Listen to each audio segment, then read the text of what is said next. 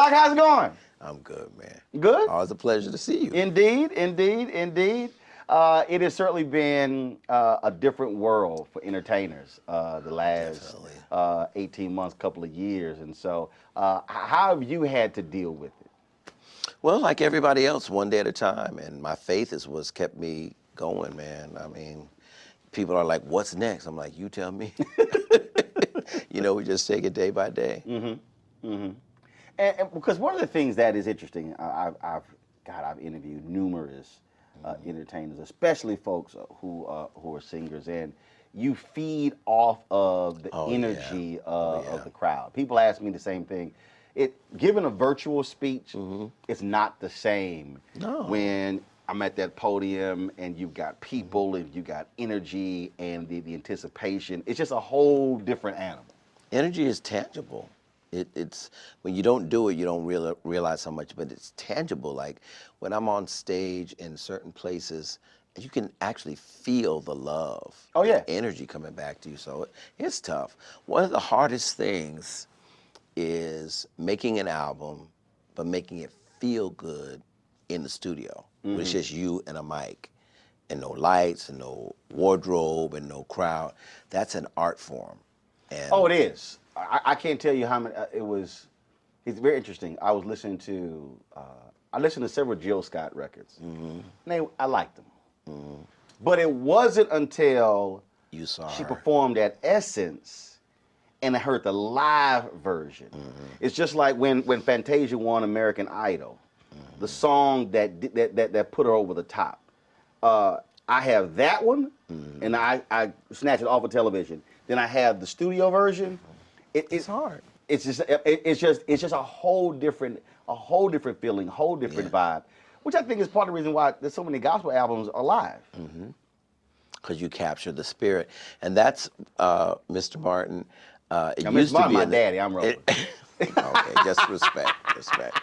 Back in the day, like the Love Alive album, Walter Hawkins, Chains. That song is like 12 minutes long, and they would play the whole song. And you felt like you had church, but now you better do it in 3 minutes or you're not gonna get played. That's interesting because that was a song that the Salem Baptist Church Choir Chicago did. It's like a 13-minute song. Oh yeah. And man, and so when you play it's like it builds and builds. And you're in the experience. Yes, Otis Clay has a song called Precious Precious, live in Tokyo. Okay. And there's a 6.5-minute organ solo by Charles Rogers. Okay, wow. Bruh, and again, you take that, and then, or you take that Sam Cooke live at the Harlem Square Club, and you listen to him bringing it home to me, and Somebody Have Mercy. Yeah. Totally different feeling and sound. I mean, you in the car, you just, I mean, that's why I can't really say it because since we in a church, but I have these, I call it these songs. What songs for you, whether they're gospel, whether they're R&B, whether they're whatever, that when it comes on, that's to make you just oh yeah, it just hits you. There's a lot of them. There's a lot, and I was talking to someone the other day. I was hearing the song "Stand" by Donnie McClurkin. That song just has God's hand on it. It's something about that song, like it just does it. And there's so many songs like that. But as to back to your point, it's such a difference with no audience. I mean, I hate it, honestly. I don't like it, but I thank God for it. Right. And the medium of television allows us to still have church.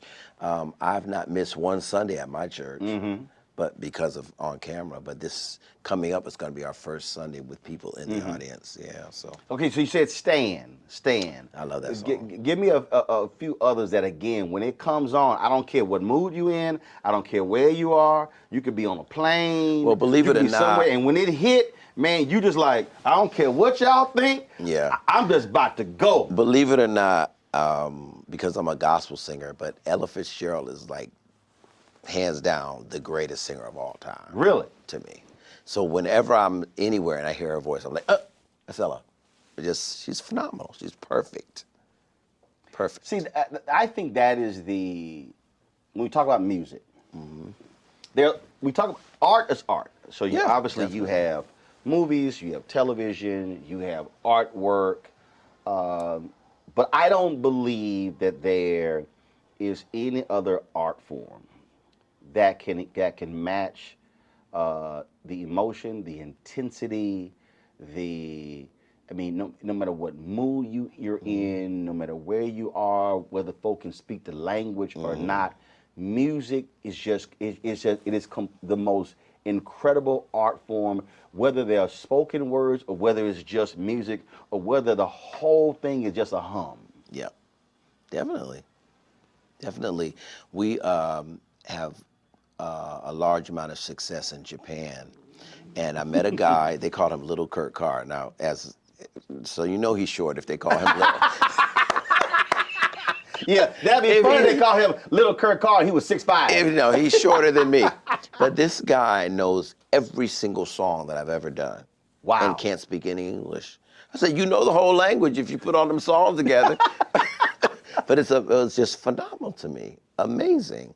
But like you said, music transcends generation, it transcends culture, it transcends everything. We were talking about Nigeria and gospel. Yeah. When I was in Ghana in 2008, I've been to a whole lot of Holy Ghost filled church experiences in the United States. Yeah. But bruh, They put us to shame. I'll never forget Mr. Martin. We were in Nigeria for this thing called the Experience. It was 200,000 people. And it wasn't a rainstorm, it was a typhoon. A typhoon, literally, like rain I've never seen before. It was me, Donnie McClurkin, and Mary Mary, and Ty Tribbett. It was like 8 different artists. And the power went out. And they stood there in a typhoon. How great is our God? See, it was the most humbling thing I've ever seen in my life. So no one could perform. None of us could perform. I think Fred sang early because he had to leave and he was able to perform, but nobody, it rained for hours and they stood there. Didn't move, didn't leave. No, and at the very end, they had like I guess an emergency generator light that would, all of the artists at least go out on the stage to let them know that you are here. Right. And I was standing next to Erica and Tina, Mary Mary, and their hair was like matted to their face because it was that wet. And right. They were like, Kurt, have you ever seen anything like this? So, because you know, had that been America, we'd have been at home. Oh no, it would have shut down. They would have been shut down. So rain comes in, and the crowd just sang. They did not. They just sang. They just started singing hymns to God and just worshiping God. And they're not worshiping Him for a new car, or a nice house, or designer clothes. They're worshiping Him because He's God, and it's humbling when you go to Africa, man. Yeah, that's a heart of worship. Now that's that. Wait a minute, you said it was called the Experience. It was an experience. That for was us, an experience for us. None of us sung a note, but it was something I'll never, ever, ever, ever, ever forget. See, that's sort of. I was at what church was I at? It was a church I was at, and the pastor ended up. The choir was so lit. Mm-hmm. They were so on fire that. He never preached a sermon. It literally transitioned from praise and worship, and the experience just continued for the next hour. Mm-hmm. And he talked, and they sang, and it was just unbelievable. It happens. And the reason I want to ask that because you led the choir Fountain of Praise in Houston, and there are a lot of folk. There are a lot of preachers who are like, look, okay, enough, I got to do my thing. Right. But then there are others who understand you allow the Spirit to move, you allow God to move, and if it's flowing, it's flowing. And if the agenda gets changed, it gets changed. But that's when you're in tune with the room and the people in the room. Yeah. Well, I got my start when I was 20 years old. I was music director for James Cleveland. So a lot of people don't know that, but I learned about how to watch the mood in a room and to flow with the spirit. He was a very spontaneous man. Most of the hits that he made were things that just kind of happened. Not planned, all no, organic. just like he would say, high blood, low blood, no blood at all. Like he just had the quickest wit. And I learned a lot of that from him. And then before I came to Houston, I was music director at West Angeles Church in Los Angeles with Bishop Charles Blake. And that's where the Black praise and worship movement started at his church. And so I've learned to just kind of go with the flow. Define that. What is the Black praise and worship Well, movement? before praise and worship started, we had what was called devotion. Where a deacon would get up, oh, I love the Lord, he heard my cry. Well, stuff like that. Or, have you tried Jesus? He's all right. Patrick Henderson, at the leading of Bishop Blake, Patrick Henderson was the minister of music at West Angeles. He and a lady named Judy McAllister came together and took songs that they got from Oral Roberts University, a more Caucasian experience, and they took those songs and blackified them. They put some Lowry salt on them, some onion powder. They put some Tony Chachere's Creole seasoning on it. Chachere's, yeah, and Lowry salt. And the first time, I'll never forget, at West Angeles, which is a Church of God in Christ, Judy got up and said, as the deer panteth for the water, so my soul longeth I. The people was looking like throwing rotten egg like the Apollo, literally. And we just kept doing it and kept doing it and kept doing it. And now it's like you can't get away from praise and worship. Well, the thing is, look, I was born and raised Catholic. Okay. And the decision to found the church was in my grandparents' living room. And the reality is, our culture is different. How we walk and how we talk and how we act. To your point, what we retained from the motherland, the beat, the dancing, or as preachers would say, that itching foot of ours, and that to me is something that we should never apologize for. That is what makes us unique and distinct. It is. You cannot have a worship experience in Africa without them dancing. And not just dancing. It's flags. The oldest mother. It's whistles. The oldest mother in the church will be dropping it like it's hot. Just like there's no insecurity about movement. Uninhibited. And no, right. Ain't nobody sweat. Well, what so and so think? They like, look, I ain't here for you. And the men out worship the women. Oh yes. It's almost shameful for a woman in Africa, for a woman to praise God as hard as a man. But here, men have different, refinement and everything with regard to worshiping God. But it all comes from the motherland.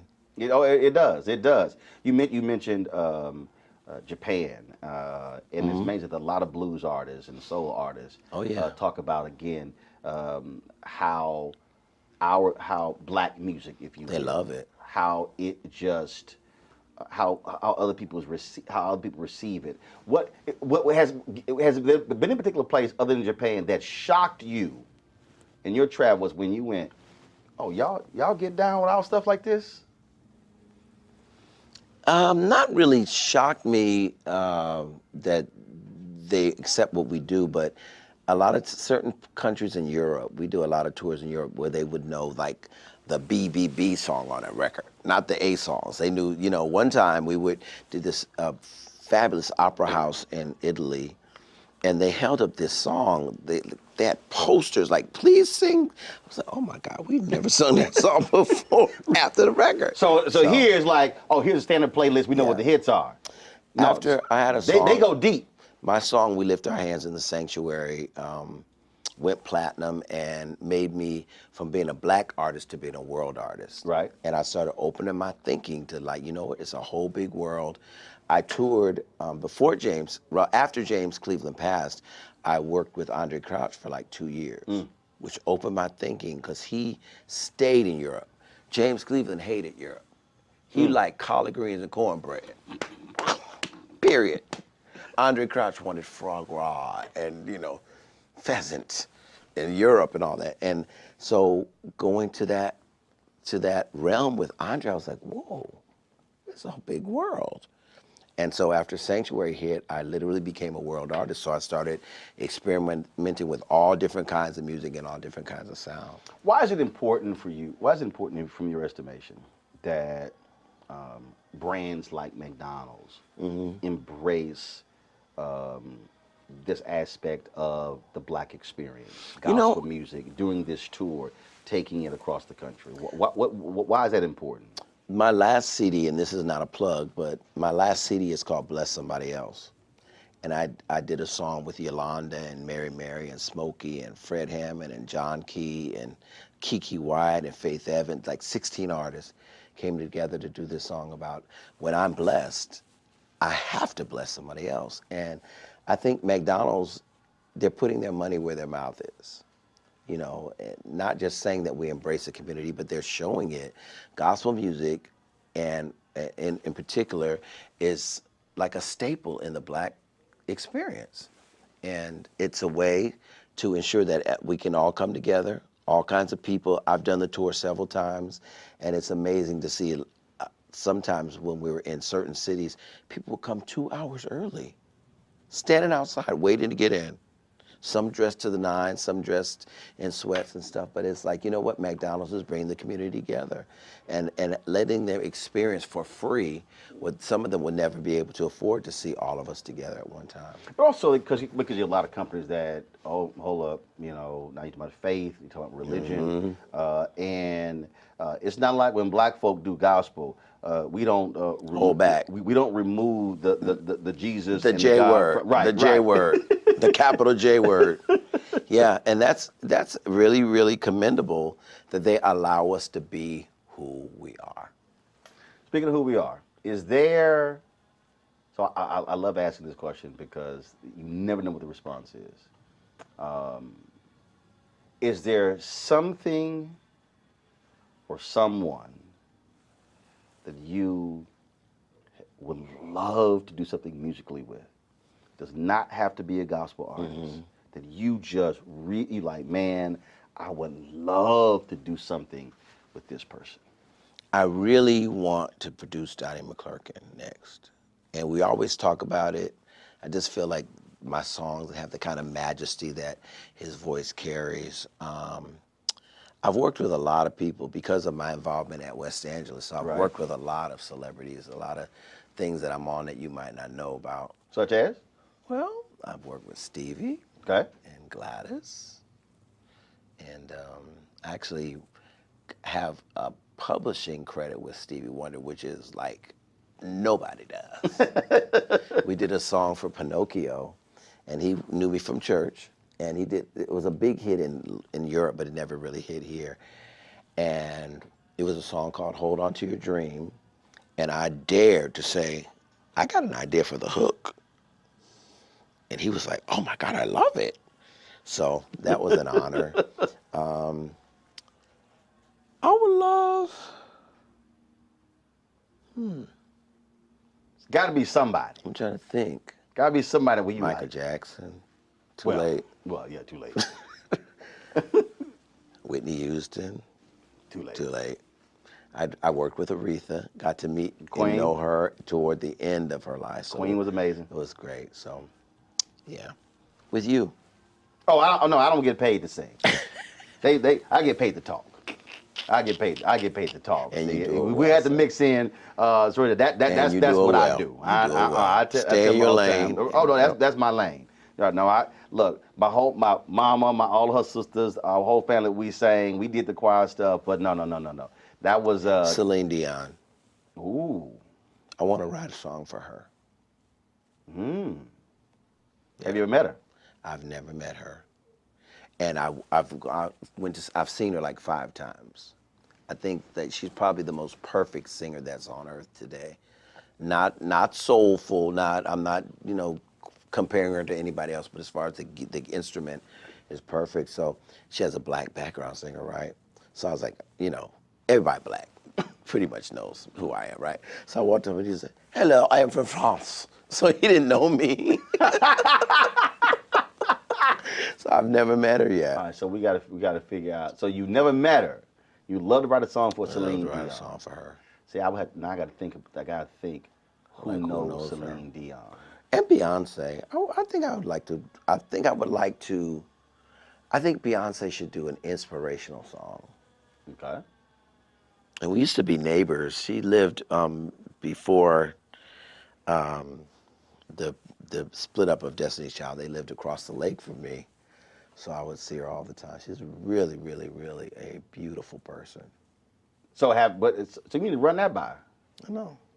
Okay. So here's the deal.